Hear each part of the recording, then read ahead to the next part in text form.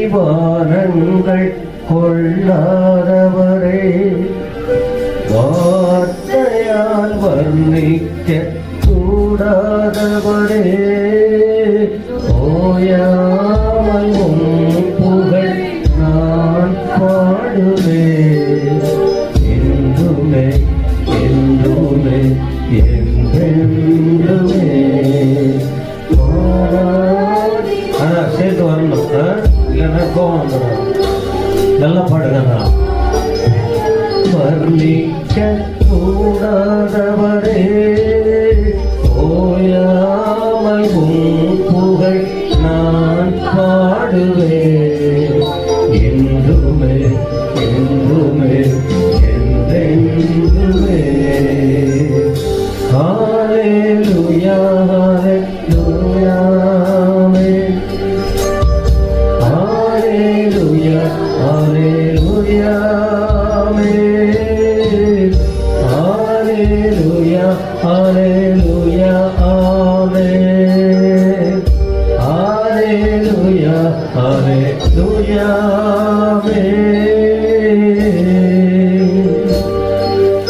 பரலோக கவனத்தை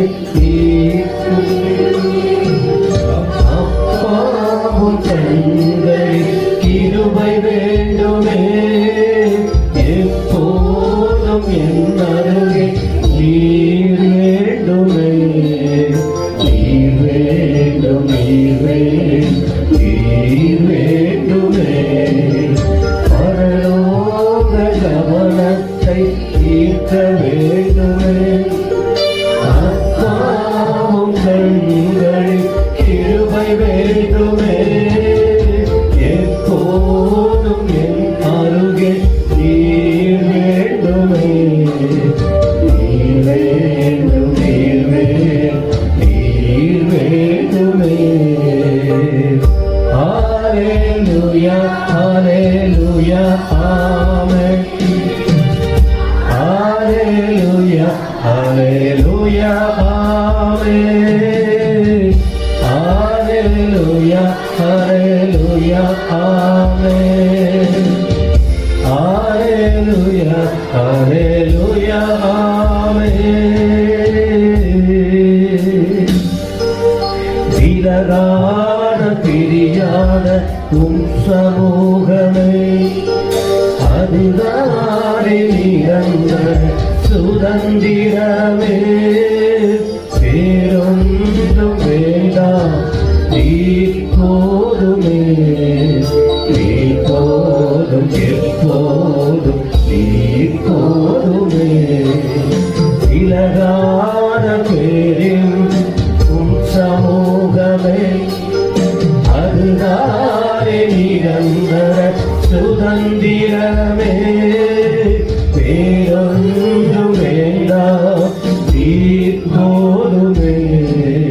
நீர் போதும் எப்போதும் நீர் போதும். கைய உயர்த்தி ஹல்லேலூயா ஹல்லேலூயா ஆமென்.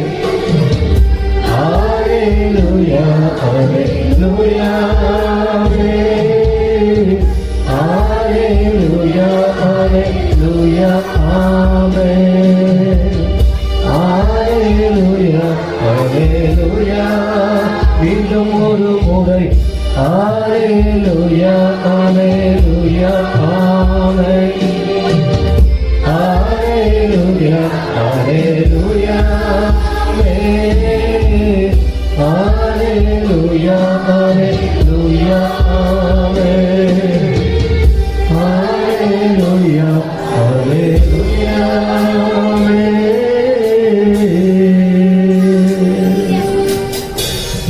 என்னோடு தொடர்ந்து பேசுங்க ஆண்டவரே. ஓரிரைகளும் தொடர்படட்டும். கொடுத்தவள் ஆசிரியர் திருப்பிக் கொள்ளுங்கள். ஆகாய் தீர்க்கதரிசன புஸ்தகம் 2ஆம் அதிகாரம். ಹಗ್ಗಾಯನ ಪ್ರವಾದನೆ ಗ್ರಂಥ ಪುಸ್ತಕ 2ನೇ ಅಧ್ಯಾಯ. அதுல 20ஆம் வசனம் 20. கர்த்தர் பேசுறார். கர்த்தருடைய வார்த்தை ஆகாய்க்கு 2ஆம் விசை வருகிறது. 20ನೇ ವಚನದಲ್ಲಿ ನಾವು ನೋಡುತ್ತೇವೆ, ಅಖಾಯನಿಗೆ 2ನೆಯ ವಾಕ್ಯವನ್ನು ದೇವರು ದಯಪಾಲಿಸಿದರು ಎಂಬುದಾಗಿ. இந்த வருஷம் ஆண்டவர் நம்ம கொடுத்திருக்கிற வார்த்தை என்னங்கிறது உங்களுக்கு ஞாபகம் இருக்கும். பலத்தால, பராக்கிரமத்தால, பணத்தால, ஆள் படையால, மற்ற காரியத்தால ஒன்னும் பண்ண முடியாது. கர்த்தருடைய ஆவியானவர் துணை கொண்டு கர்த்தர் கூட இருந்தால், ஆவியானவர் இருந்தால் எப்படிப்பட்ட சூழ்நிலை இருந்தாலும் மாற்றி அவர் நமக்கு ஜெயத்தை கொடுக்க வல்லவர் என்றுதான் இந்த வருஷத்துக்காக வார்த்தை. அதை மறக்கவே கூடாது. ಈ ವರ್ಷದಲ್ಲಿ ದೇವರು ನಮಗೆ ಕೊಟ್ಟಿರುವಂತಹ ವಾಕ್ಯ ಏನೆಂದರೆ, ಬಲದಿಂದಲ್ಲ ಪರಾಕ್ರಮದಿಂದಲ್ಲ ನನ್ನ ಆತ್ಮದಿಂದಲೇ ಆಗುವುದು ಎಂಬುದಾಗಿ ಸೈನ್ಯಗಳ ಕರ್ತನು ಹೇಳುತ್ತಾನೆ ಎಂಬುದಾಗಿ ನೋಡುತ್ತೇವೆ. இந்த போன மாதத்திலே இந்த ஆசீர்வாதத்தை நீங்க அனுபவிக்க தொடங்கி இருக்கணும். அதோ 12 மாதம் முடிஞ்சே இல்லை. அந்த செய்தி காதல விழுந்த பிறகு அந்த மாதம் முடிவதற்குள்ள கொடுக்கப்பட்ட வார்த்தையின் அந்த முன் ருசி உங்க வாழ்க்கையில அதை அனுபவிக்கணும். அதை அனுபவிச்சாதான் நீங்க வசனமும் நீங்களும் ஆண்டவரும் நீங்களும் கர்த்தரோட இருந்து நீங்க ஆசீர்வதிக்கப்படுறீங்கன்னு அர்த்தம். இல்லாவிட்டால் நான் எப்படி சொல்ல முடியும்? ஆனா நான் அனுபவிச்சுட்டு இருக்கேன் பல சூழ்நிலைகள். நான் சொல்லப்படுற வார்த்தையின்படியே கர்த்தர் நம்மளை நடத்துறாரு. போராட்டம் பிரச்சனை எல்லாம் இருக்கு, சாகர வரைக்கும் எல்லாம் இருக்கும். அதன் நடுவில் ஆண்டவர் நடத்துவதை நன்றாய் உணர முடியும். ಈಗ ನೋಡುತ್ತೇವೆ, ಆ ತಿಂಗಳಿನಲ್ಲಿ ನಾವು ಅದರ ಅನುಭವವನ್ನು ಅದರ ಫಲವನ್ನು ಹೊಂದಿಕೊಳ್ಳುವವರಾಗಿರಬೇಕು. ವರ್ಷದ ಮುಕ್ತಾಯದಲ್ಲಿ ಎಂಬುದಾಗಿರಬಾರದು. ನಮ್ಮ ಬೋಧಕರು ಅದನ್ನು ಹೊಂದಿಕೊಳ್ಳುತ್ತಾ ಇದ್ದಾರೆ, ನಾವು ಹೊಂದಿಕೊಳ್ಳಬೇಕು. இந்த மாதத்தில் ஒரு வாக்கு போல மற்ற செய்தி வருவது என்னன்னு சொன்னா, பயப்படாதீங்க, தேவன் உங்களை உயர்த்துவார். அவ்வளவுதான். ஆவியானவர் கூட இருந்தால், ஆண்டவர் கூட இருந்தால், ஆண்டவர் நம்மோட பேசினால் ನಮ್ಮ ಆಂಡವರ್ ಉಯರ್ತುವುದು ವಿತ್ಯಾಸமா இருக்கும். ಈ ತಿಂಗಳಲ್ಲಿ ದೇವರು ನಮಗೆ ಕೊಟ್ಟಿರುವಂತಹ ವಾಕ್ಯ ಏನೆಂದರೆ, ಭಯಪಡಬೇಡ, ದೇವರು ನಿಮ್ಮನ್ನು ಉತ್ತರಿಸುವರು ಎಂಬುದಾಗಿ. சரி, அப்ப அந்த உயர்வுக்கு சம்பந்தமான வார்த்தைகளை கொண்டுதான் இந்த வேத பகுதியில் நாம பார்க்க போகிறோம். கொஞ்ச நேரம், எனக்கு 1 மணி நேரம் கூட பத்தாது. ஆனா பாஸ்டர் ஜான் சாமுவேல் 1 மணி நேரம் கரெக்டா பேசுறாரு. அதுக்கு ஏற்றபடி தொழுகை எல்லாம் குறைச்சு கொடுத்தாதான் செட் ஆகும். ஆனா இதெல்லாம் நான் டக்குன்னு முடிச்சிடுறேன். நான் அப்புறம் கூட பேசுவேன் இல்லையா? ஓகே, அதனால நான் பேசணும்னா பாதி தான், நீங்க பாதி சாப்பாடு தான் சாப்பிடணும். நான் டைம் எடுக்கலையே அதிகம். ஆனா அவருக்கு அவர் டீச்சர், நான் மேய்ப்பர். புரியுதா உங்களுக்கு? மேய்ப்பர்னா இப்படிதான் சொல்லிக் கொடுக்க முடியும். டீச்சர் யார் தெரியுமா? தலைப்படுத்து பேசினால் அதை தெளிவா அவருக்கு டீச்சிங் மினிஸ்ட்ரி கர்த்தர் கொடுத்திருக்காரு. அதனால அதை அப்படிதான் பண்ண முடியும். நான் போதகர், கொஞ்சம் சாப்பாடு கொடுத்துட்டு அப்புறம் மதியம் கொடுக்கலான்னு விட்டுருவார். சொல்லுங்க ஆமென். ನಮ್ಮ ಬೋಧಕರು ನಮಗೆ ಕುರುಬರಾಗಿದ್ದಾರೆ. ವಚನಗಳನ್ನು ಕೊಟ್ಟು ಸ್ವಲ್ಪ ಸಮಯವಾದರೆ ಇನ್ನು ಸ್ವಲ್ಪ ಹೊತ್ತು ಆದ ನಂತರ ಅದನ್ನು ಕೊಡಬಹುದು. ಆದರೆ ನಮ್ಮ ಜಾನ್ ಸಾಮೇಲಯ್ಯನವರು ದೇವರು ಉಪದೇಶಕರಾಗಿ ಇಟ್ಟಿದ್ದಾರೆ. ಉಪದೇಶಕರು ಮುಖ್ಯತ್ವವನ್ನು ಇಟ್ಟು ಅದನ್ನು ವಿವರಿಸಿ ತಿಳಿಸುವವರಾಗಿದ್ದಾರೆ. ಭಯಪಡಾದ ನಾವು ಉಯರ್ತುವನ್ನು ಯಾರು சொல்லுவது? ಭಯಪಡಬೇಡ, ನಾನು ನಿಮ್ಮನ್ನು ಉತ್ತರಿಸುವೆನು ಎಂಬುದಾಗಿ ಯಾರು ಹೇಳಿದ್ದು? சேனைகளின் கர்த்தர். ಆಮೆನ್. நம்ம ஆண்டவர் நம்மோட பேசுறாரு. சேனாதீஸ்வர கர்த்தர் இதனை எழுத்தாரே, தேவரு நம்மொட்டிಗೆ மாತನಾಡುತ್ತಾರೆ. சரி, இப்ப இந்த இடத்துல நான் படிக்க போற அந்த வேத பகுதியில் யாருக்கு பேசுகிறாருன்னு சொல்ற, யாரோடுன்னா ஆகாய் என்ற தீர்க்கதரிசியோடு. இப்ப நம்ம படிக்கக்கூடிய இந்த வேத பகுதி 2வது முறை அவர்கிட்ட பேசுறார். இதற்கு முன்னால ஆகாய் கிட்ட பேசியிருக்காரு. மேல நம்ம படிக்க போறோம் அந்த புத்தகத்தை. ஆனா இப்ப நாம சொல்ற வார்த்தை 2வது முறை ஆகாய் கிட்ட ஆண்டவர் பேசுகிறார். ಸೇನಾಧೀಶ್ವರಾದ ಯೆಹೋವನು ಯಾರ ಬಳಿಗೆ ಮಾತನಾಡುತ್ತಾರೆ? ಅಗ್ಗಾಯನ ಎಂಬ ಪ್ರವಾದಿಯ ಮುಖಾಂತರವಾಗಿ 2ನೇ ಸಾರಿ ಮಾತನಾಡುವಂತ ವಾಕ್ಯವಾಗಿದೆ. யாருக்காக ஆண்டவர் பேசுறாருன்னா, இஸ்ரவேல் ஜனங்களுக்காக பேசுறாரு. இஸ்ரவேல் ஜனங்க யாரு? தேவனுடைய பிள்ளைங்க. அப்ப ஆண்டவர் தம் பிள்ளைகளோடு பேசிக்கிட்டே இருக்கிறாரு. ஏன் பேசுறாருங்கிறதெல்லாம் அந்த சப்ஜெக்ட் வரும்போது நீங்க புரிஞ்சுக்கலாம். அவருக்காக வாழணும், அவருக்காக ஏதாயிலும் ஒன்றை செய்யணும். உயிருள்ள வரைக்கும் அவருக்கு மகிமையை கொண்டு வர வேண்டும். அதுதான் கர்த்தர் பேசிக்கிட்டே இருக்கிறாரு. எத்தனாவது முறை பேசுறாரு தெரியுமா? இஸ்ரவேல் ஜனங்களுக்காக 5வது முறை ஆண்டவர் பேசுறாரு. 5வது முறை இந்த புத்தகத்துல இஸ்ரவேல் ஜனங்களுக்காக ஆண்டவர் ஆகாயோடு 2 முறை, இஸ்ரவேல் ஜனங்களுக்காக 5வது முறை பேசுகிறார். ಇದು ಯಾರಿಗಾಗಿ ಮಾತನಾಡುತ್ತಾರೆ ಅಂದ್ರೆ ಇಸ್ರೇಲ್ ಜನರಿಗಾಗಿ ಮಾತನಾಡುತ್ತಾರೆ. ಈ ಒಂದು ಅಗಾಯನ ಪುಸ್ತಕದಲ್ಲಿ ಅಗಾಯನ ಬಳಿಗೆ 2ನೇ ಬಾರಿ ಮಾತನಾಡಿದರು. ಇಸ್ರೇಲ್ ಜನರಿಗೆ 5 ಸಾರಿ ಮಾತನಾಡುವವರಾಗಿದ್ದಾರೆ. சரி, எப்பொழுது இந்த வார்த்தை பேசப்பட்டது என்றால் ஆலயம் கட்டுறதுக்கு அஸ்திபாரம் போட்ட நாளிலே. அப்ப சத்துரு உள்ள நுழைஞ்சிருவான். எப்பொழுது சத்துரு வந்து என்னென்ன கிரிகிரி பண்ணுவான், குழப்பம் பண்ணுவான்னு ஆண்டவருக்கு நன்றாக சத்தமா சொல்லுங்க. உள்ள இருக்கிறவங்க எப்ப எழும்புவாங்க, வெளியில இருக்கிறவங்க எப்ப எழும்புவாங்க, என்னென்ன செய்வாங்கன்னு ஆண்டவருக்கு நன்றாகவே. அதனால சரியான நேரத்துல ஆண்டவர் பேசி தம்முடைய ஜனங்கள் வழிவிலகி போகாம உறுதியாய் நின்று வாழ்வதற்கு ஆண்டவர் ஏற்ற நேரத்தில் பேசுகிறவர். அன்றைக்கும் அதுதான், இன்றைக்கும் அப்படிதான் ஆண்டவர் பேசிக் கொண்டிருக்கிறார். ஆமென் சொல்ல முடியுமா? ಯಾವಾಗ ಮಾತನಾಡುತ್ತಾರೆ ಎಂಬುದಾಗಿ ನೋಡುವುದಾದರೆ ಆಲಯವನ್ನು ಕಟ್ಟುವುದಕ್ಕೆ ಅಸ್ತಿವಾರ ಹಾಕುವಾಗ ದೇವರು ಮಾತನಾಡುತ್ತಾರೆ. ಆದರೆ ದೇವರಿಗೆ ಚೆನ್ನಾಗಿ ಗೊತ್ತು ಎಂತ ಸಂದರ್ಭದಲ್ಲಿ ಯಾವಾಗ ಏನು ಮಾಡಬೇಕು. ಯಾಕಂದ್ರೆ ವಿರೋಧಿಗಳು ಅನೇಕ ರೀತಿಯಲ್ಲಿ ಎದ್ದರು, ತಕ್ಕ ಸಮಯದಲ್ಲಿ ಆತನು ಮಾಡಲು ಶಕ್ತನಾಗಿದ್ದಾನೆ. இந்த இடத்துல யாருக்கு பேசணும்னு ஆண்டவர் சொல்றாருன்னா, கடந்த வாரமும் சொன்ன, இப்போ சொல்ற செருபாபேல் என்று சொல்லப்படுகிற ஒரு தனி நபருக்கு. ಜೆರುಬ್ಬಾಬೆಲ್ ಎಂಬ ಒಬ್ಬ ಒಂಟಿಗನಾದ ಮನುಷ್ಯನೊಟ್ಟಿಗೆ ಮಾತನಾಡುವುದಕ್ಕಾಗಿ ದೇವರು ಇದನ್ನು ಹೇಳಿಕೊಡುತ್ತಾರೆ. என்ன சொல்றாரு? நான் உன்னை உயர்த்த போறேன். இந்த மாதத்தின் 2வது மாதத்தின் 1ஆம் தேதி நீங்க எடுத்துக்கொள்ளுங்க. அப்ப ஆண்டவருடைய உள் நோக்கம் என்ன? அவருடைய பிள்ளைகளை கர்த்தர் உயர்த்தும்படி ஆசைப்படுகிறார். அப்ப இந்த இடத்துல ஒருத்தவனை உயர்த்தணும்னு விரும்புகிறார். எதுக்காக தெரியுமா? இவர் மூலமாக தான் பரலோக சித்தம் நிறைவேற போகிறது, தேவ திட்டம் நிறைவேற போகிறது, தேவ ராஜ்யம் கட்டப்பட போகிறது. அதனாலதான் இன்னைக்கு உங்களோட பேசுறாரு. அப்ப சர்ச்சில் இருக்கிறவங்க உங்க உத்தரவாதத்தை உணரணும். சும்மா வந்து தலையாட்டிட்டு வாரத்துக்கு ஒரு முறை வந்து போறது இல்ல. அவர் உங்க குடும்பத்தெல்லாம் கட்டுங்க, ஏதாவது பண்ணிட்டு போங்க. கடவுளுக்காக ஏதாகிலும் நேராவோ மறைவாவோ தப்பு செய்யாம ஏதாவது ஒரு நல்லது செய்து சபை கட்டப்பட, ஊழியம் கட்டப்பட, ஆத்துமாக்கள் கட்டப்படுவதற்கு நீங்களும் உங்கள் குடும்பமும் காரணமாக இருக்க வேண்டும்.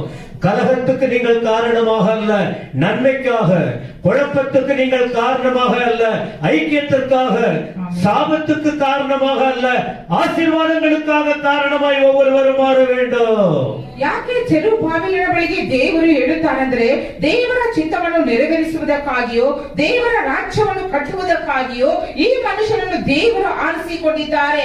ಆದ್ದರಿಂದ ಯಾರೇ ಏನು ಹೇಳಿದರೂ ವಿರೋಧವಾಗಿ ಎದ್ದರೂ ದೇವರು ಆರಿಸಿಕೊಂಡ ಸಾಧನವು ಉಪಯೋಗವಾಗುತ್ತದೆ ಎಂಬುದಾಗಿ ನೋಡುತ್ತೇವೆ. 3 காரியம்.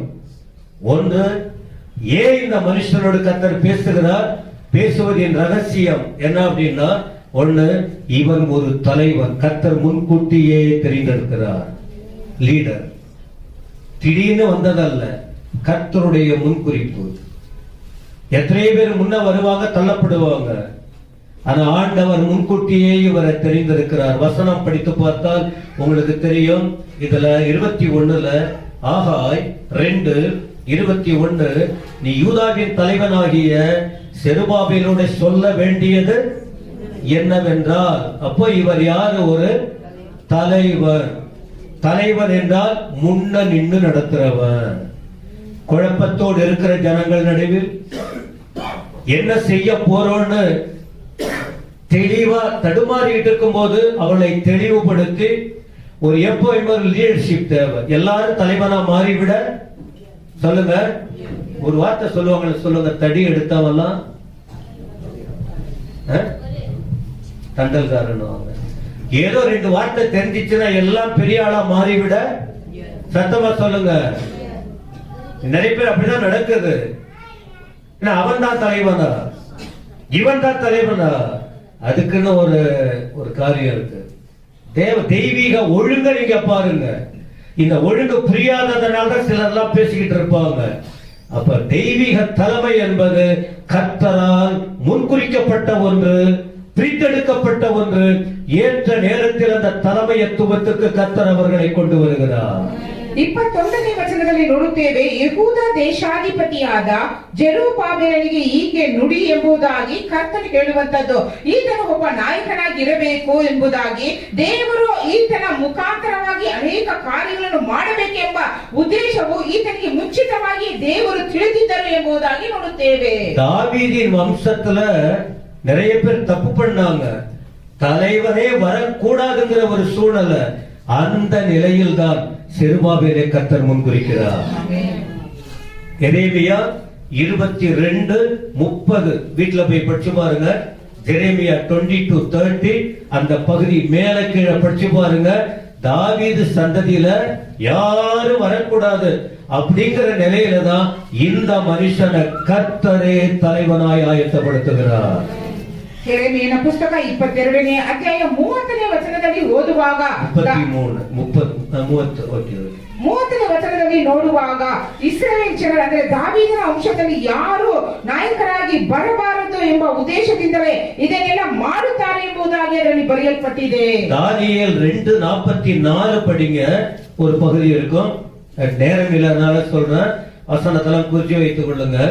டானியேல் 2:44 அதுல ஒரு சம்பவம் இருக்கும். ದಾನಿಯೇಲನ ಪುಸ್ತಕ 2ನೇ ಅಧ್ಯಾಯ 44ನೇ ವಚನದಲ್ಲಿ ಓದುವಾಗ ಅಲ್ಲಿ ಒಂದು ಕಾರ್ಯವು ಬರೆಯಲ್ಪಟ್ಟಿದೆ. மீகா 5ஆம் அதிகாரம் 10ஆம் வசனத்திலும் அதற்கு இணையான ஒரு வசனம் இருக்கும். மீகா 5:10 இதற்கு ஏற்ற ஒரு வார்த்தை அதிலே கனெக்ஷனா சொல்லப்பட்டிருக்கும். ಮೀಕನ ಪ್ರವಾದನೆ ಗ್ರಂಥ ಪುಸ್ತಕ 5ನೇ ಅಧ್ಯಾಯ 10ನೇ ವಚನದಲ್ಲಿ ಸಹ ಆ ವಚನಕ್ಕೆ ಸಂಬಂಧಪಟ್ಟಂತ ವಾಕ್ಯವು ಬರೆಯಲ್ಪಟ್ಟಿದೆ. எதுக்காக இந்த வசனம் தெரியுமா? ஆண்டவர் ஒரு மனுஷனை தெரிஞ்சுக்கிட்டா அவருக்கு முன்னால வர்றவன் அத்தனை பேரும் உடைச்சு நொறுக்கிடுவார். புரியுதா உங்களுக்கு? கீழுள்ள வசனம் பாருங்க, 6 காரியம் சொல்றார். செருபாபேல் உயர்த்தப்படும் போது, தலைவனாய் வந்து அவன் பொறுப்பை நிறைவேற்றும் போது, இடையில எந்த ஆட்சி, எந்த ராஜா, எந்த பையன் எவன் முன்ன வந்தாலும் அவனை உயிரோட கர்த்தர் விட மாட்டார். எங்கெங்க விட்டுணும்னு ஆண்டவருக்கு தெரியும். கரெக்டா அவர் வேலை செய்வார். இது ஜனங்களுக்கு என்ன செய்யல, புரியறதில்ல. நீங்க படிங்க, அப்பதான் உங்களுக்கு அந்த புத்தி அல்லது அந்த தெளிவு உங்களுக்கு சில நேரத்துல கர்த்தருடைய திருவிளையாடல் நடக்கும். ஏன் இப்படி நடக்குது, ஏன் இப்படி நடக்குது, என்னவோ அங்க கர்த்தர் கிரியை செய்ய நுழைஞ்சிட்டாரு. குடும்பங்கள்ல, சபையிலேயே நடக்கும், உங்க வாழ்க்கையிலேயே நடக்கும். அப்ப நீங்க கர்த்தருடைய திட்டத்தை உணரணும். ஏன் இத கர்த்தர் அனுமதித்தார்? அப்போ தெரிந்து கொள்ளப்பட்ட அல்லது தலைவனாய் நியமிக்கப்பட்ட இந்த செருபாபேல் வாழ்க்கையில் இப்படி தலைவனாய் தெரிந்து கொண்ட பின்பு கீழே 6 காரியம் இருக்கு. நீங்க வீட்டுல படிங்க, அந்த 6 அண்டர்லைன் பண்ணி வைத்துக் கொள்ளுங்க. ಜೆರುಬ್ಬಾಬೆಲನನ್ನು ನಾಯಕನಾಗಿ ಆರಿಸಿಕೊಂಡ ನಂತರ 6 ವಿಷಯಗಳು ಇಲ್ಲಿ ಕೆಳಗೆ ಬರೆಯಲ್ಪಟ್ಟಿದೆ. ನಾವು ಮನೆಯಲ್ಲಿ ಓದುವುದಾದರೆ ಅರ್ಥವಾಗುತ್ತದೆ. இது கடைசி 2ஆம் வருகையை பற்றியும் பார்க்க முடியும். கடைசி காலத்தில் நடக்கக்கூடிய வார்த்தைகள் இந்த வார்த்தைக்குள்ள அடங்கி இருக்கு. கடைசி காலத்துல ஆண்டவர் இயேசு வரப்போகிற காலத்தில் இருக்கிற விஷயம் இதுக்குள்ள தீர்க்க தரிசனம் அடங்கி இருக்கு. ஆனா நீங்க புரியும்படி நாம இதை மட்டும் மேலோட்டமா சொல்றோம். நீங்க பாருங்களேன், ஒண்ணு, வானத்தையும் பூமியையும் ஆண்டவர் அசையப்படுவார். இது வருகை நாட்களில் குறிப்பிடப்பட்ட காரியம். இந்த ராஜா, இந்த தலைவன் வாழ்க்கையில அதை சுட்டி காட்டுறார். வானம் பூமியை அவர் அசைப்பார். வேற யாராலையும் விஞ்ஞானி எல்லாம் ஒண்ணும் பண்ண முடியாது, எந்த மனுஷனாலும் அசைக்க முடியாது. கர்த்தர் முன்ன பண்ணது போல திரும்பவும் நான் அதை செய்வேன் அப்படின்னு சொல்லி இருக்காரு. ಇಲ್ಲಿ ಮುಂದಿನದಾಗಿ ಹೇಳುತ್ತಾರೆ, ನಾನು ಭೂಮಿ ಆಕಾಶಗಳನ್ನು ಅದುರಿಸಿ ಎಂಬುದಾಗಿ. ಇದು ಯಾವುದನ್ನು ಸೂಚಿಸುತ್ತದೆ? 2ನ ಬರುವಿಕೆಯಲ್ಲಿಯೂ ಕಡೆಯ ದಿನಗಳಲ್ಲಿ ನಡೆಯುವಂತ ಕಾರ್ಯಗಳನ್ನು ಕುರಿತು ಬರೆಯಲ್ಪಟ್ಟಿದೆ. கீழே பாருங்க, கவிழ்த்து போடுவேன் ராஜ்யங்களின் சிங்காசனத்தை. ஆண்டவர் தான். ஆண்டவர் எந்த ராஜாவையும் தள்ளிவிட முடியும், எவரையும் கீழ்ப்படுத்த கர்த்தரால முடியும். இதெல்லாம் பைபிள் ஆதாரங்கள் இருக்கு, இது நிறைவேறி இருக்கு. அதனால இந்த வசனம் படிக்க சொன்னதுதான். கர்த்தர் வந்துட்டாருன்னா ஒண்ணு அப்படியே கீழே கவிழ்த்துவார், எப்படிப்பட்ட ராஜாவா இருந்தாலும். அங்க சொல்றாரு பாருங்க. 2ನೇದಾಗಿ ನೋಡುತ್ತೇವೆ, ರಾಜ್ಯಗಳ ಸಿಂಹಾಸನವನ್ನು ಕೆಡವಿ ಬಿಡುತ್ತೇನೆ ಎಂಬುದಾಗಿ. ஜாதிகளுடைய ராஜ்யங்களின் பலத்தை அழிச்சு போட்டுருவாராம். ராஜ்யங்களின் ஜாதிகளுடைய ராஜ்யங்களின் பலத்தை அழிப்பார். இது கர்த்தரை செய்கிறது. ಮೂರನೇದಾಗಿ ಜನಾಂಗಗಳ ಸಂಸ್ಥಾನ ಬಲವನ್ನು ಧ್ವಂಸ ಮಾಡುವಂತದ್ದು. ரதத்தையும் அதில் ஏறி இருக்கிறவர்களையும் என்ன செய்யறாரு? கவிழ்த்து போடுவார். சிவந்த சமுத்திரத்துல கவிழ்த்து போட்டாரு பாருங்க, அத போல கவிழ்த்து போட்டுருவார். கர்த்தர் உள்ள நுழைஞ்சிட்டா இதெல்லாம் நடக்கும். இது இன்னும் சொல்ல போற, ஆண்டுடைய பிள்ளைகளுக்கு முன்பாக, தேவனுடைய திட்டத்துக்கு முன்பாக எழும்புகிற ராஜ்யம், எழும்புகிற அதிகாரிகள், எழும்புகிற தலைவர்கள், எழும்புகிற குடும்பங்கள், எழும்புகிற பட்டாளங்கள் எல்லாத்தையும் ஆண்டவர் ஒன்றில்லாத அப்படியே கீழே தள்ளிடுவார். ஆரம்பத்துல பார்க்கும்போது நல்லா இருக்கும், நாள் வரும்போதுதான் என்ன அப்படி எல்லாம் நடக்குது. இப்ப உலகத்துல இதுதான் நடைபெற்றுக் கொண்டு இருக்கிறது. நமக்கு அரசியல் ரீதியா நடக்கிற சம்பவம் தெரியல, அதனால வசனத்தை மட்டும் பிடிச்சுக்கிட்டு இருக்கோம். இப்போ இது நம்முடைய உலகத்தில் நடைபெற்றுக் கொண்டிருக்கிறது. கர்த்தருடைய வருகையின் காலம் நெருங்கி கொண்டிருக்கிறது. ನಾಲ್ಕನೇದಾಗಿ ರಥಗಳನ್ನು ರಥಾರೂಢರನ್ನು ದೊಬ್ಬಿ ಬಿಡುಗಡೆ ಎಂಬುದಾಗಿ ಐಗುಪ್ತ ದೇಶದಿಂದ ಇಸ್ರಾಯೇಲರನ್ನು ಬಿಡಿಸುವಾಗ ಯಾವ ರೀತಿ ಶಿವನ ಸಮುದ್ರದಲ್ಲಿ ದೇವರು ಐಗುಪ್ತ ಜನರನ್ನು ಕೆಡವಿ ಹಾಕಿದರು, ಆ ರೀತಿ ದೇವರಿಗೆ ವಿರೋಧವಾಗಿ, ದೇವ ಮಕ್ಕಳಿಗೆ ವಿರೋಧವಾಗಿ ಯಾವ ಅಧಿಕಾರಿಯಾಗಲಿ ಜನಾಂಗವಾಗಲಿ ಯಾವರು ಎದ್ದೇಳಿದ್ರು ದೇವರವರನ್ನು ಸುಮ್ಮನೆ ಬಿಡುವುದಿಲ್ಲ ಎಂಬುದಾಗಿ ನೋಡುತ್ತೇವೆ. பாருங்க, ஒருத்தவங்க பட்டயத்தால வெட்டி விழுவாங்க. யோசபாத் காலத்துல வந்தாங்க 3 விதமான ஜாதி தேவ பிள்ளைகளுக்கு விரோதமா. இவங்க வெறும் கடவுளை மட்டும் பிடிச்சுக்கிட்டாங்க. யோசபாத் பாஸ்டிங் இருந்தாங்க, ஆண்டவரை தேடினாங்க. விரோதமா வந்தவன் எல்லாம் கர்த்தர் இறங்கினார், அவனை வெட்டி செத்து போயிட்டான். அவங்கள ஒருவர் விட்டுண்டு மடிந்தார்கள். எதுக்காக இந்த வார்த்தை?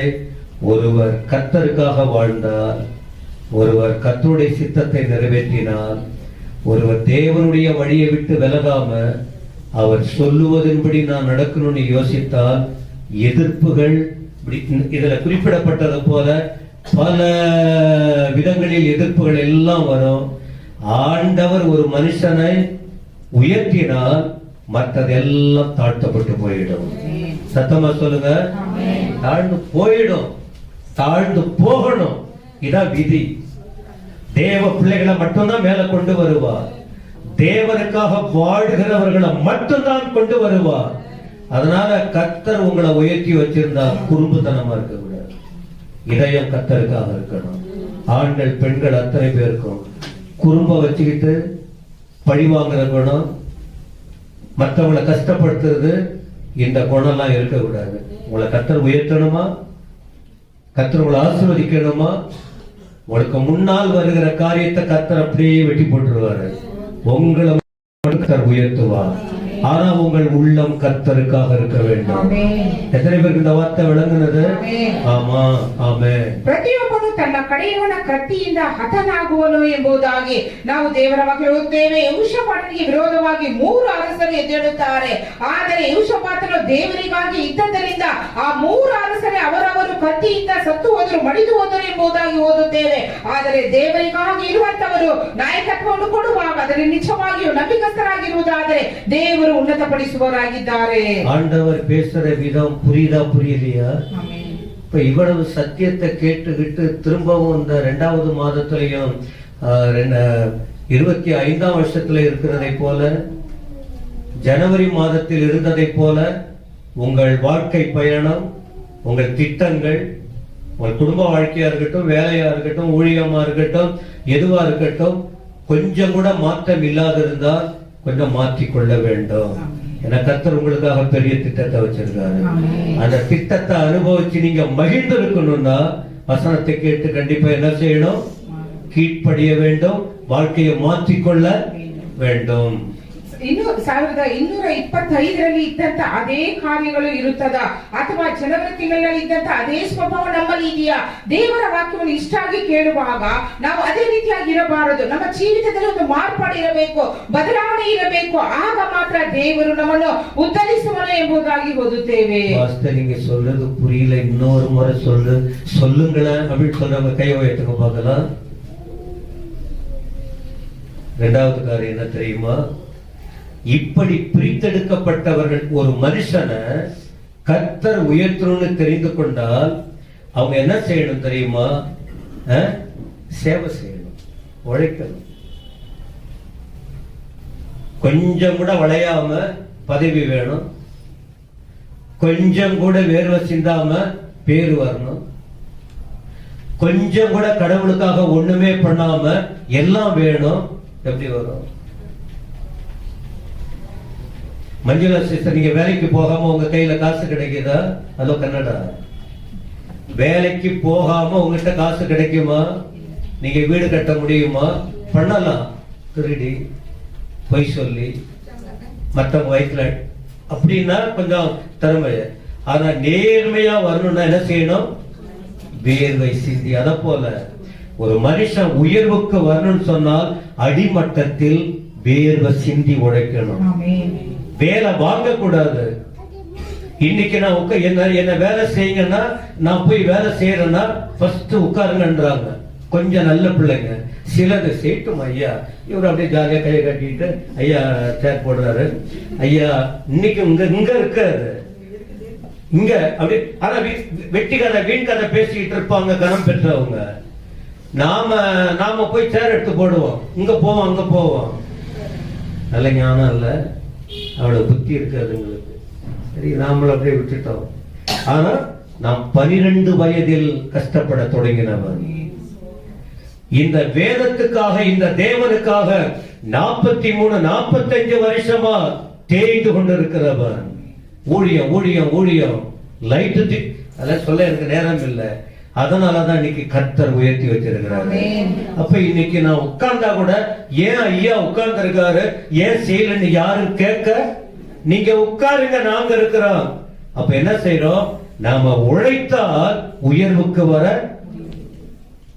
ஆண்டவர் யார தெரிஞ்சு வச்சிருக்காரோ, உயர்த்தி வச்சிருக்காரோ, அல்லது உங்களை மேன்மையா வச்சிருக்காரோ, அவங்க என்ன செய்யணும் தெரியுமா? கால் மேல கால் போட்டு ஆட்டிக்கிட்டு இருக்க கூடாது, கஷ்டப்பட்டு உழைக்கணும். என்ன பாஸ்டர் சம்மதம் இல்லாத பேசுறீங்களா? வசனம் இருக்கு 23, அதனாலதான் சொல்றேன். கர்த்தர் சொல்றாரு இதை சொல்லிடுங்க. ಅப்புறம் ಕರ್ತರ್ சொல்றத நான் சொல்றேன். ಎರಡನೇದಾಗಿ ಹೇಳುತ್ತಾರೆ, ಕಷ್ಟಪಟ್ಟು ದುಡಿದು ಸೇವೆ ಮಾಡಬೇಕು. ಒಬ್ಬ ಮನುಷ್ಯನು ಉನ್ನತ ಸ್ಥಾನಕ್ಕೆ ಬರಬೇಕಾದ್ರೆ ಸೋಮಾರಿಗಳಾಗಿ ಇರುವುದಾದರೆ ಬರಲು ಸಾಧ್ಯವಿಲ್ಲ. ಕಷ್ಟಪಟ್ಟು ದುಡಿದು ಬೆವರು ಸುರಿಸಿದರೆ ಮಾತ್ರ ಬರಲು ಸಾಧ್ಯ. ಇದು ದೇವರ ವಾಕ್ಯದಲ್ಲಿ ಬರೆಯಲ್ಪಟ್ಟಿದೆ ಎಂಬುದಾಗಿ ಹೇಳ್ತಾರೆ. 23ನೇ ವಚನ என்னது?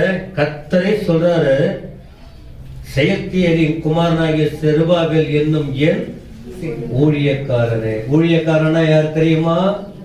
சத்தமா சொல்லுங்க. சேவை செய்கிறவர்.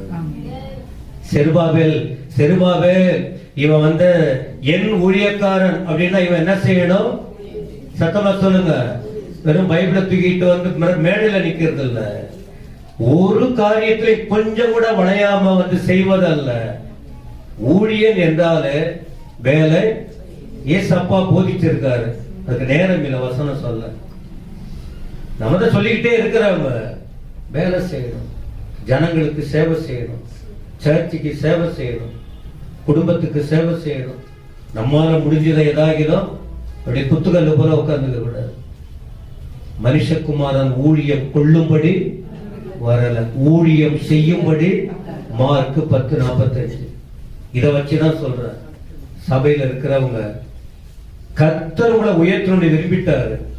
உங்களை உயர்த்த வேண்டுமானால், ஆண்டவரே உமக்காக நான் என்ன என் பேரை சொல்லி கூப்பிடட்டும், என்ன மேல வைக்கட்டும், என்ன உயர்த்திட்டு அந்த மனநிலை அல்ல. அப்ப நான் என்ன செய்யணும்? நான் என்ன வேலை செய்யணும்? ஊழியக்காரனா உழைக்கிறவ, வேலை செய்யறவ.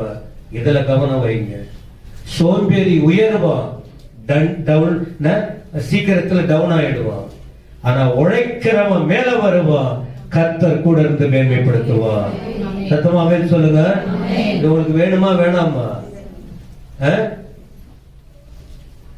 ಸರಿ. 23ನೇ ವಚನ. ಸೇನಾಧೀಶ್ವರ ಯೆಹೋವನು ಇಂತೆನ್ನುತ್ತಾನೆ, ಶೆಯಲ್ತೀಯೇಲನ ಮಗನು ನನ್ನ ಸೇವಕನು ಆದ ಜೆರುಬ್ಬಾಬೆಲನೇ ಎಂಬುದಾಗಿ ಹೇಳುತ್ತಾರೆ. ಹಾಗಾದ್ರೆ ಮಾರ್ಕನು ಬರೆದ ಸುವಾರ್ತೆ 10ನೇ ಅಧ್ಯಾಯ 35ನೇ ವಚನದಲ್ಲಿ ನೋಡುತ್ತೇವೆ, ಯೇಸು ಸ್ವಾಮಿ ಸೇವೆ ಮಾಡಿಸಿಕೊಳ್ಳುವುದಕ್ಕೆ ಬರಲಿಲ್ಲ, ಸೇವೆ ಮಾಡುವುದಕ್ಕೆ ಬಂದರು ಎಂಬುದಾಗಿ. ಹಾಗಾದ್ರೆ ಒಬ್ಬ ಮನುಷ್ಯನಿಗೆ ದೇವರು ಹೇಳುವಂತದ್ದು, ನಾವು ಮತ್ತೊಬ್ಬರಿಂದ ಸೇವೆ ಮಾಡಿಸಿಕೊಳ್ಳುವುದಕ್ಕಲ್ಲ, ಮತ್ತೊಬ್ಬರಿಗಾಗಿ ಸೇವೆ ಮಾಡಬೇಕು ಎಂಬುದಾಗಿ. ஆண்டவரே இந்த செருபாபேல தாய் வயிற்றுல இருக்கும்போதே தெரிஞ்சிருக்காரு. தெரிந்து கொள்ளப்பட்டவன். இந்த வசனத்துல 23 கடைசியில சொல்லு பாருங்க, நான் உன்னை தெரிந்து கொண்டேன், நான் உன்னை தெரிஞ்சுக்கிட்டேன். இப்ப நேரடி ஆண்டவர் பேசுறாரு, செருபாபேலோடு கர்த்தர் பேசுறாரு, நான் உன்னை தெரிந்து கொண்டேன். அவர் யோசிப்பார், நான் என்ன தகுதின்னு. கர்த்தருக்கு தெரியும் யாரை எப்போ எங்க கொண்டு வந்து எப்படி நடத்தணும்னு. அப்ப இந்த செருபாபேல் ಕರ್ತರಾಲ್ ತೆರೆದುಕೊಳ್ಳಲ್ಪಟ್ಟವನು. ಆಮೆನ್. ಮೂರನೇದಾಗಿ ನಾವು ನೋಡುತ್ತೇವೆ, ನಾನು ನಿನ್ನನ್ನು ಆರಿಸಿಕೊಂಡಿದ್ದೇನೆ ಎಂಬುದಾಗಿ. ಹಾಗಾದರೆ ಈ ಚೆರುಬಾಬೆಲನು ದೇವರಿಂದ ಆರಿಸಿಕೊಂಡ ಮನುಷ್ಯ. ஏசாயா 43:10, ஐசாயா 43:10 அது கூட படிச்சு பாருங்க, ஒரு தெளிவு கிடைக்கும். ஏசாயா பிரவாதனை கிரந்த புத்தகம் 43ನೇ ಅಧ್ಯಾಯ 10ನೇ ವಚನ. அப்ப இன்னைக்கு நாம அங்க வந்திருக்கோம்னா, நாம எங்கேயோ கிடந்தோம், இயேசு சுவாமி மூலமா அவருடைய ரத்தத்தால மீட்கப்பட்டு அவரால் தெரிந்து கொள்ளப்பட்ட ஜனங்களா சர்ச்சில் வந்து உட்கார்ந்து இருக்கிறோம். ನಾವು ಇದ್ದಂತ ಜನರು, ಆದರೆ ಯೇಸು ಸ್ವಾಮಿಯ ರಕ್ತದಿಂದ ತೊಳೆಯಲ್ಪಟ್ಟವರಾಗಿ ದೇವರಿಂದ ಆರಿಸಿಕೊಂಡವರಾಗಿ ಇಲ್ಲಿ ಬಂದು ಕುಳಿತುಕೊಂಡಿದ್ದೇವೆ. இந்த தலைவனான செருபாபேலுக்கு பிரச்சனை இல்லையா? பிரச்சனை வந்தது. ಈ ನಾಯಕನಾದ ಚೆರುಬಾಬೆಲನಿಗೆ ಸಮಸ್ಯೆಗಳಿಲ್ಲವಾ? ಸಮಸ್ಯೆಗಳು ಬಂದಿತು. ஊழியக்காரனாய் அழைக்கப்பட்ட இந்த செருபாபேலுக்கு துன்பமும் துயரங்களும் பல விதத்தில் கஷ்டம் வரவில்லையா? எல்லா விதத்திலும் வந்தது. ಈ ಸೇವಕನಾದ ಚೆರುಬಾಬೆಲನಿಗೆ ವೇದನೆಯು ಕಷ್ಟವೋ ನಷ್ಟಗಳು ಉಂಟಾದವಾ? ಎಲ್ಲಾ ವಿಧದಲ್ಲಿಯೂ ಬಂದಿತು. தேவனால் தெரிந்து கொள்ளப்பட்ட இந்த செருபாபேல் இவருக்கு உயர்வு தாழ்வு வரவில்லையா? வந்தது. ஆனா என்ன தெரியுமா? கவனிங்க, ஆட்களை பார்த்து ஓடல, சூழ்நிலையை பார்த்து ஓடல, கர்த்தருக்காக நின்னாரு. எப்போ? கடைசி வரைக்கும். பணத்துக்காக ஓடல, பதவிக்காக ஓடவில்லை, சூழ்நிலை பார்த்து ஓடல. அவர் மனசுல தெரிஞ்சுக்கிச்சு, என் மூலமா கடவுளுக்காக ஒரு காரியம் நடக்க போகுதுன்னு. கரெக்டா நின்னாரு கடைசி வரைக்கும். பச்சோந்தின்னு சொல்லுவாங்க, உங்களல்ல, ஆளுக்கு ஏற்றபடி பச்சையா பார்த்து பார்த்து டக்குன்னு ஜம்ப் பண்ணிடுவாங்க, ஆளுக்கு ஏற்றபடி பேசுவாங்க. தேவனுக்குள் இருக்கிற பிள்ளைகள் அப்படி மாறவும் மாட்டாங்க, அப்படி பேசவும் மாட்டார்கள், அப்படி விலகி போகவும், என்ன வந்தாலும் உறுதியா நிற்பாங்க. இந்த செருபாபேல் அந்த எல்லா விதத்திலும் தெரிந்து கொள்ளுதலிலும் உறுதியாயிருந்து கர்த்தருக்காக வார்த்தையை பிடித்துக் கொண்டு ಸಾಧಿக்க ಒಪ್ಪು ಕೊಡುತ್ತಾರೆ. ಈ ಸೇವಕನಾದ ಚೆರುಬಾಬೆಲನು ನಾಯಕನಾಗಿದ್ದರಿಂದ ಎಂಥ ಪರಿಸ್ಥಿತಿಯಲ್ಲೂ ದೇವರನ್ನು ಬಿಟ್ಟು ದೂರ ಹೋಗಲಿಲ್ಲ. ಕಡೆಯ ತನಕ ದೃಢವಾಗಿ ದೇವರಲ್ಲಿ ನಿಂತುಕೊಂಡರು. அதனாலதான் இப்ப பாருங்க, அதனாலதான் கர்த்தர் சொன்னார், இந்த வார்த்தை பாருங்க, சேனைகளின் கர்த்தர் சொன்ன, அந்நாளிலே நான் அந்நாளிலே சேர்த்துக்கொண்டு உன்னை முத்திரை மோதிரமாக வைப்ப. முத்திர மோதிரம்னா என்ன தெரியுமா? அதிகாரம், அதிகாரம், உயர்வு. முத்திர மோதிரமும் வெறும் மோதிரம் இருக்கு, முத்திரை மோதிரம் இருக்கு. மோதிரம்னா விசேஷமானது. ஆண்டவர் என்ன வார்த்தையை உச்சரிக்கிறாரு பாருங்க. மோதிரம், இந்த முத்திர மோதிரம் மட்டும் வரும்போது ஒரு தலைப்பில் எடுத்தா ஒரு செய்தி நம்ம கொடுக்கலாம். அதுதான் கர்த்தர் நமக்கு நிறைய ஆயுஷ்நாள கொடுக்கணும். வசனம் படிக்க படிக்க படிக்க எவ்வளவு வார்த்தைங்க, ஆயிரக்கணக்கான செய்தி கொடுக்கலாம் போல இருக்கு. அவ்வளவு வார்த்தைங்க வருது. கர்த்தருடைய நாமத்துக்கு ஸ்தோத்திரம். செருபாபேல பார்த்து சொல்றாரு, நான் உன்னை சேர்த்துக் கொள்ளுவேன், உன்னை நான் முத்திர மோதிரமா வைப்பேன். பின் நாட்களில் வரக்கூடிய அந்த ஆசீர்வாதத்தை தேவன் முன்கூட்டியே அறிவிக்கிறார். ಆ ದಿನದಲ್ಲಿ ನಾನು ನಿನ್ನನ್ನು ತೆಗೆದುಕೊಂಡು ಮುದ್ರೆ ಉಂಗುರವಾಗಿ ಮಾಡಿಕೊಳ್ಳುವೆನು, ಇದಕ್ಕೆ ನಿನ್ನನ್ನು ಆರಿಸಿಕೊಂಡಿದ್ದೇನೆ. ಇದು ಸೇನಾಧೀಶ್ವರ ಯೆಹೋವನ ನುಡಿ. ಮುದ್ರೆ ಉಂಗುರ ಎಂಬುದಾಗಿ ನೋಡುವುದಾದರೆ ಒಂದು ಅಧಿಕಾರದಲ್ಲಿ ಇರುವಂತದ್ದು, ಉನ್ನತ ಸ್ಥಾನಕ್ಕೆ ಸಂಬಂಧಪಟ್ಟದ್ದು ಎಂಬುದಾಗಿ ನೋಡುತ್ತೇವೆ. முத்திர மோதிரம்னா என்ன? ஒண்ணு ஹானர், கனம் பண்றது, கனம் பண்றது. தாங்களே ஒரு பெரிய ஆளா வந்துட முடியாது. இன்னொருத்தவங்க பார்த்து அவங்களுடைய செயல்களை பார்த்துதான் என்ன செய்வாங்க? கனப்படுத்துவாங்க. நானே பெரிய ஆளுன்னா அவர் இப்ப தொலைஞ்சிருவாரு. புதிய பாட்டெல்லாம் படிக்கிறோம். மற்றவங்க நம்முடைய சேவையை பாராட்டி நம்முடைய குணங்களை எல்லாம் பார்த்து கனம் பண்ணுவாங்க. அத போல ஆண்டவர் சொல்றாரு, இந்த செருபாபேல நான் கனப்படுத்த போகிறேன். ಮುದ್ರೆ ಉಂಗುರ ಎಂಬುದಾಗಿ ನೋಡುವುದಾದರೆ ಮೊದಲನೇದಾಗಿ ಗಣಪಡಿಸುವುದು ಎಂಬುದಾಗಿ. ಆದ್ದರಿಂದ ಚೆರುಬಾಬೆಲನಿಗೆ ದೇವರು ಹೇಳುತ್ತಾರೆ, ನಾನು ನಿನ್ನನ್ನು ಮುದ್ರೆಯುಂಗುರವಾಗಿ ಮಾಡಿಕೊಳ್ಳುವೆನು ಎಂಬುದಾಗಿ. இரண்டாவது என்ன? அதிகாரம். அதிகாரம் அத்தாரிட்டி, ஆட்சி செய்கிற பொறுப்பு. இவர் ஒரு கூட்ட ஜனங்களை இப்ப 22,000க்கு மேல நம்ம லாஸ்ட் வீக் சொன்ன ஒரு திரள் கூட்டத்துக்கு தலைவனாக அதிகாரத்துல கொண்டு வரப்பட்டார். அப்போ அதிகாரம் இது மனுஷனால் வருவது அல்ல, கர்த்தரால் கொடுக்கிற அதிகாரம். ಎರಡನೇದಾಗಿ ಅಧಿಕಾರ ಕೊಡುವೆನು ಅಂದ್ರೆ ಆಳ್ವಿಕೆ ಮಾಡುವುದಕ್ಕೆ ಹೆಚ್ಚು ಕಡಿಮೆ 22,000ಕ್ಕಿಂತ ಹೆಚ್ಚಾದ ಜನರಿಗೆ ಒಬ್ಬ ನಾಯಕನಾಗಿರುವಂತ ಅಧಿಕಾರ. மூன்றாவது என்ன? அங்கீகாரம். கனம், அதிகாரம், அங்கீகாரம். அங்கீகாரம்னா என்ன? எல்லாரும் ஏற்றுக்கொள்ளுதல். குட், இந்த இடத்துக்கு இவர் ஓகே, ஏன்னா அதற்குரிய சாட்சி இருக்கு, அதற்குரிய பொறுப்பு இருக்கு, அதற்குரிய திறமை இருக்கு, நல்லதுதான், நல்ல கத்தர் வச்சிருக்காரு. அத போல அங்கீகாரம். இப்ப 7 பேரை சர்ச்சில் அங்கீகாரம் பண்ணி இருக்கிறோம். சர்ச்சில் அந்த அங்கீகாரத்துக்கு பாத்திரவான்களா 7 பேர் என்ன செய்யணும்? நின்று சாதிக்கணும். எல்லாம் சண்டையெல்லாம் போட்டுக்கிட்டு இருக்க கூடாது, சாட்சியா இருக்கணும். இப்ப நம்ம அறிவிச்சிட்டோம், ஜனங்கள் என்ன செய்யணும்? அதை அங்கீகரிக்கணும். அத போல இந்த முத்திரை மோதிரங்கிற வார்த்தைக்குள்ள இந்த மேன்மையான ಅರ್ಥಗಳು ಅಡಗಿ இருக்கிறது. ಮುದ್ರೆ ಉಂಗುರ ಎಂಬುದಾಗಿ ನೋಡುವುದಾದರೆ ಈ 3 ಅರ್ಥಗಳನ್ನು ಕೊಡುತ್ತಾರೆ. ಒಂದನೇದಾಗಿ ಗಣಪಡಿಸುವುದು, ಎರಡನೇದಾಗಿ ಅಧಿಕಾರ ಕೊಡುವುದು, ಮೂರನೇದಾಗಿ ಅಂಗೀಕಾರ ಅಂದ್ರೆ ಎಲ್ಲರೂ ಸ್ವೀಕರಿಸಿಕೊಳ್ಳುವಂತದ್ದು. இந்த முத்திரைங்கிறது ஒண்ணு வியாபாரத்துக்கு போறது இருக்கலாம். ஆனா இத பழைய ஏற்பாட்டுல எதை யூஸ் பண்ணுவாங்க தெரியுமா? அரசாங்கம் ஒரு மனுஷனை கொண்டு வந்து மேல ஏதாவது அரசாங்க ஆவணம் அப்படின்னு சொல்லுவாங்க. இப்ப நம்மள என்ன பண்றோம்? ஆவணம் என்ன? பத்திரம் போல என்ன பண்ணுவாங்க? நாம என்ன பண்ணணும்? இப்போ ஆதார் கார்டு எல்லாம் போட்டு எல்லாம் கொடுத்தா கூட லாஸ்ட்ல நம்ம சர்ச்சை மூலமா ஏதாவது கேட்டா என்ன செய்யணும்? சீல். அதான் முத்திரை. இது முத்திரை மோதிரம். இது ஒரு வெள்ளியால பொன்னால உள்ளது. அன்றைக்கு அவர்கள் அந்த அரசாங்க ஆவணம் டாக்குமெண்ட் அதை யூஸ் பண்ணணும்னா என்ன செய்வாங்க? ராஜா வந்து அந்த மோதிரம் போட்டிருப்பாரு. இந்த மோதிரத்துல சிலது வெள்ளி இருக்கும், சிலது பொன் பதிக்கப்பட்டிருக்கும். அதை வந்து அந்த பத்திரத்துல என்ன செய்வாரு? போடுவாரு. அதை பார்த்த உடனே யாரும் மாத்த முடியாது. அதை ஒரு முறை போட்டாச்சுன்னா அவரே மனசு வச்சா கூட மாற்ற முடியாது. அதான் வேற ஒரு செய்தி பிறகு கொடுக்கிறேன்னு சொல்லி இருக்கிறார். அவரே விரும்பினா கூட அதை மாத்த அதிகாரம் என்பது அப்படிப்பட்டது. தேவன் அதிகாரம் கொடுத்துட்டா நீ எவனாலும் மாத்த முடியாது. நான் பெருமை கொண்டால் மட்டும்தான் என்ன கர்த்தர் தள்ளிடுவாரு. என்ன நீங்க நினைச்சா மாத்த முடியுமா? என்ன மாத்த முடியுமா? ஒரு ஆளை கொண்டு வந்து கர்த்தர் வச்சிட்டா நீங்க எல்லாம் போனா கூட கர்த்தர் இந்த சபையை வேறு விதத்துல வளர்க்க வல்லவராய் இருக்கிறார். விளங்குதா உங்களுக்கு? நீ எல்லாம் ஒன்னா கூட்டம் கூட்டிட்டு தப்பா பேசுறவங்க கூட, தவறா போறவங்க கூட நீங்க இஷ்டத்துக்கு சேர்ந்துட்டு ஒரு வழி பண்ற மாதிரி போனீங்கன்னா உங்களை குழவிய கொட்டி விரட்டி அடிப்பாரு. அப்படி பைபிள்ல இருக்கு.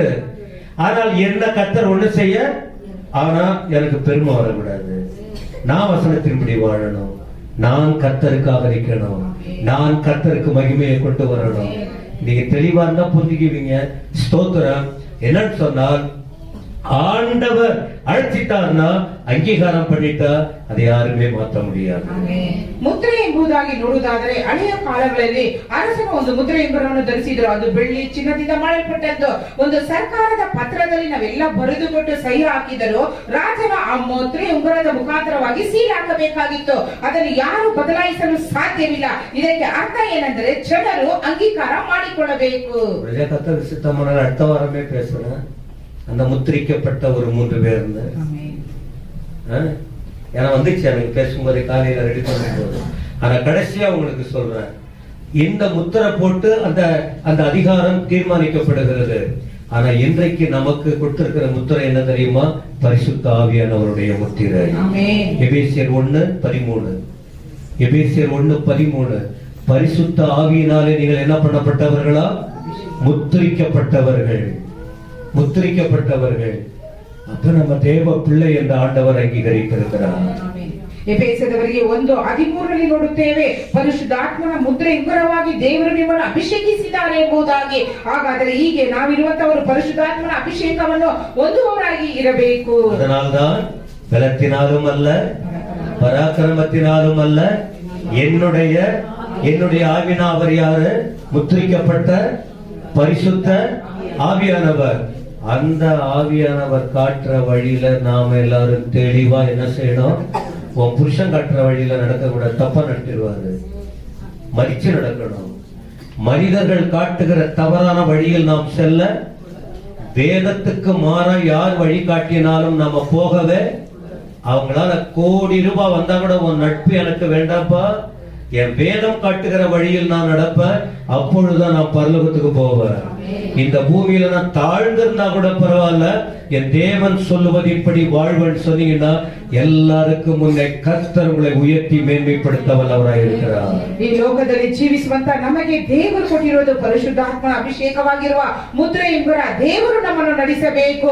ನಮ್ಮ ಗಂಡನಾಗಲಿ ಬೇರೆಯವರಾಗಲಿ ನಮ್ಮನ್ನು ನಡೆಸುವುದಾದ್ರೆ ತಪ್ಪಾದ ಮಾರ್ಗದಲ್ಲಿ ನಡೆಸುತ್ತಾರೆ. ಆದರೆ ಪರಿಶುದ್ಧಾತ್ಮನು, ಆದ್ದರಿಂದ ದೇವರ ವಾಕ್ಯ ಹೇಳುತ್ತದೆ, ಬಲದಿಂದಲ್ಲ ಕ್ರಮದಿಂದಲ್ಲ, ನನ್ನ ಆತ್ಮದಿಂದ ಆಗುವುದು. ಆದರೆ ಅಭಿಷೇಕನ ಆತ್ಮದಿಂದ ನಡೆಯುವುದು. சுத்தி வளைச்சி பேசினாலும் சொல்லப்படுற வார்த்தை என்ன தெரியுமா? கடவுளுக்காக வாழணும். ஆமென்.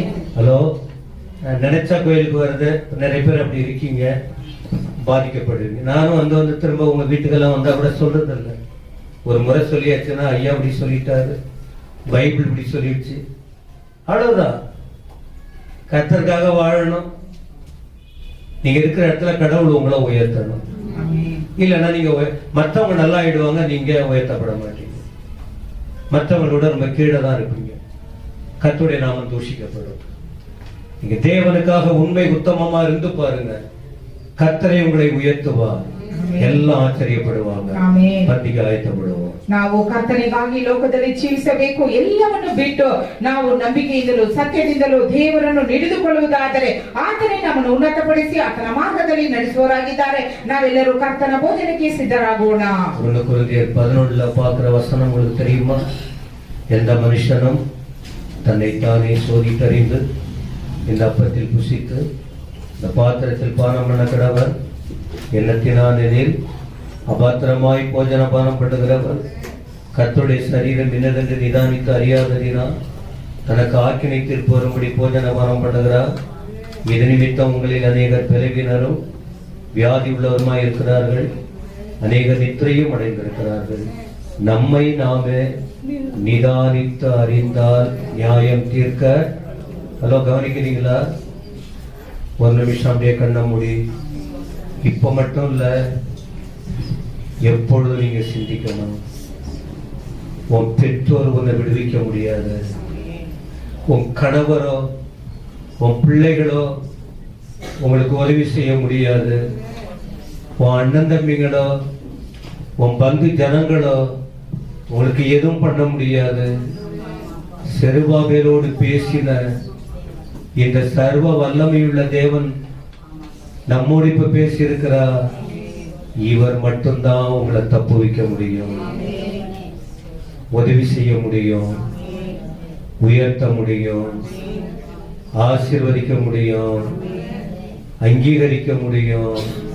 நிறைய தப்பு பண்ணி இருக்கிறோம். இனி அது வேண்டாங்கிறதுக்கு தான் கர்த்தர் பேசுறது. இப்ப இதுக்கு முன்னால நாம அப்படி பண்ணிட்டோங்க, என்ன பண்றது? ஆயிடுச்சு. அதை நினைக்க முடியுமா? அதையே நினைச்சா நம்ம வெளியில வர முடியுமா? இனி ஆண்டவரே எனக்கு பலன் கொடும், எனக்கு புரியுது நான் யாருன்னு, இந்த நிலைமைக்கு நான் இருக்கிறதுக்கு காரணம் யாருன்னு எனக்கு புரியுது, நல்லாவே தெரியுது. ஆனா நீங்க சொல்றபடி நான் நடக்க விரும்புறேன். உங்க அன்புக்கு அடிமையா மாறுறேன். யாரை பற்றி விரோதம் வேணாம், யாருடைய காரியத்தில் நான் தலையிட விரும்பல. ஏன் சமாதானத்தை நான் காத்துக்கொள்ளணும், இன்னொரு சமாதானத்தை நான் கெடுக்க விரும்பல. இப்படி வாழ்ந்து பாருங்க. அந்த உணர்வோடு ஆண்டவர் சொன்னார், இந்த அப்பம் இந்த ரசம் இது நமக்காக கொடுக்கப்பட்டிருக்கு. இதை நாம பங்கெடுக்கும் போது எனக்காக பிற்கப்பட்டதுப்பா, எனக்காக சிந்தப்பட்டது ஆண்டவரே, நான் இதை பங்கெடுக்க போறேன், எங்களுக்கு உதவி செய்யும். ஒரு நிமிஷம் அப்படியே கர்த்தரை ஸ்தோத்திரம் பண்ணுவோமா? ஆமென், ஆமென், ஆமென்.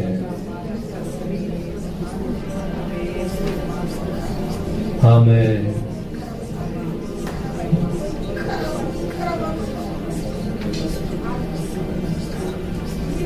இந்த அப்பரசம் உங்ககிட்ட கொண்டு வரப்படும்.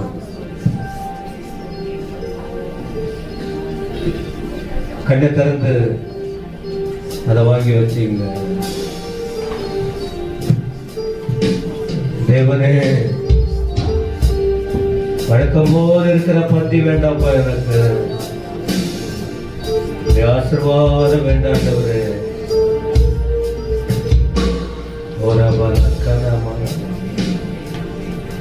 வானாதி வானங்கள் கொள்ளாதவரை வார்த்தையால் வர்ணிக்க கூடாதவரே, ஓயாமல் உம் புகழ் நான் பாடுவேன்.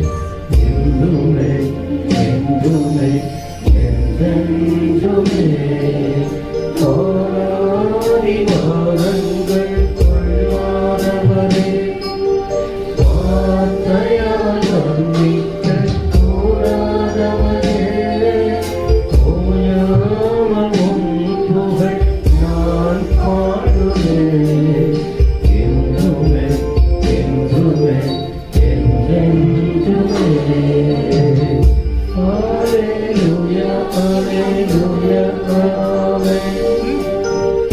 Hallelujah, hallelujah, amen.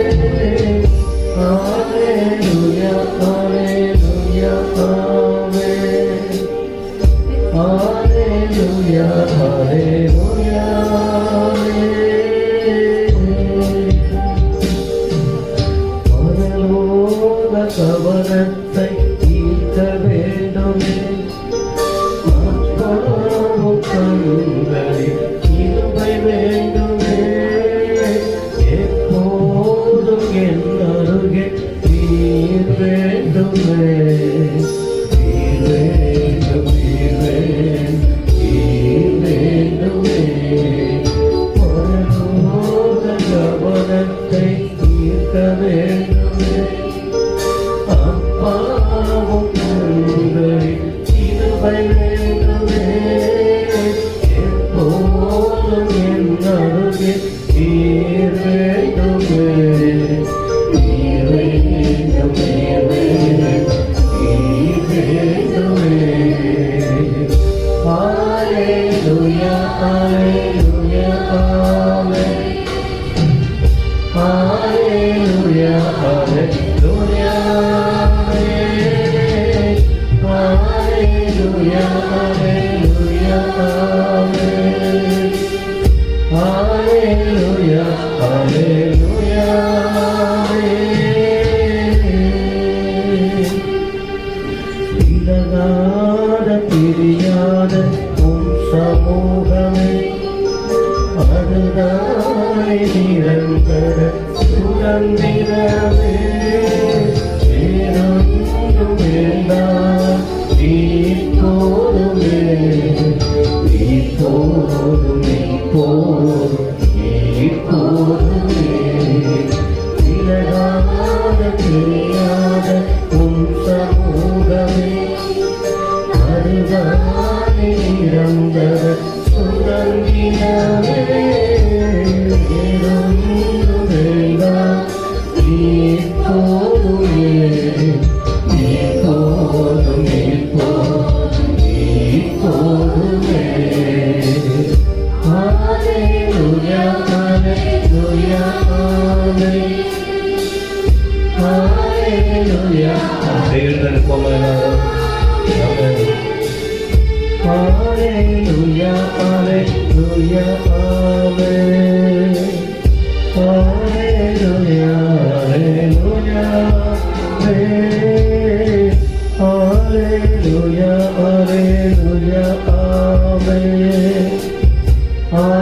ஹalleluya ஆமென் ஹalleluya ஹalleluya ஆமென் ஹalleluya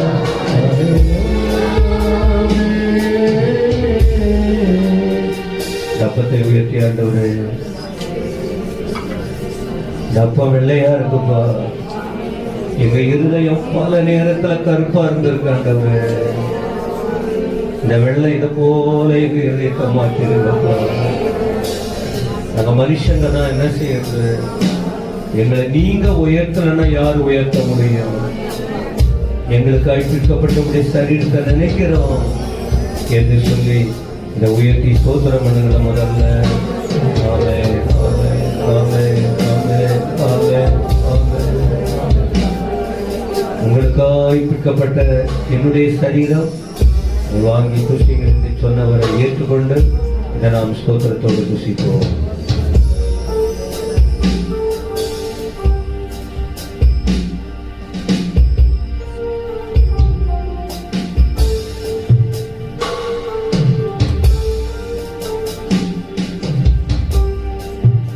அப்படியே இந்த ரெட்டு கலரா இருக்கு பாருங்க, உங்கள் பாவம் சிக்க செவேர் என்று இருந்தாலும் வெண்மையான பஞ்ச போல மாறிடுன்னு சொன்னாங்க.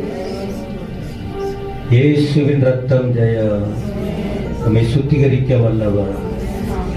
இது வரைக்கும் நம்ம கிட்ட எந்த குறைகள் இருந்தாலும் அதை மன்னிக்க வல்லமை உள்ள தேவன். இனி பாவம் செய்யாத, இனி கர்த்தருக்காக வாழுங்க.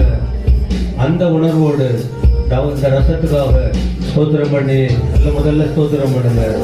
ஆமாண்டவரே, உண்மை துதிக்கிறோம், உண்மை துதிக்கிறோம். ஒன்றே ஒன்று, நீங்க யாருக்கு துன்பம் கொடுத்திருந்தாலும் அதை நீங்க மன்னிக்கணும், அவங்க மன்னிக்கணும். உங்களை யாரு அவமானப்படுத்தி இருந்தாலும் மனதார மன்னிக்கணும். இதான் பைபிள். இந்த அனுபவம் போனாதான் பரலோகம், இந்த அனுபவம் போனாதான் உயர்வு. மனதார மன்னிக்கணும். அந்த உணர்வோடு ஸ்தோத்திரித்த ரசத்தை நாம் பானம் பண்ணுவோம்.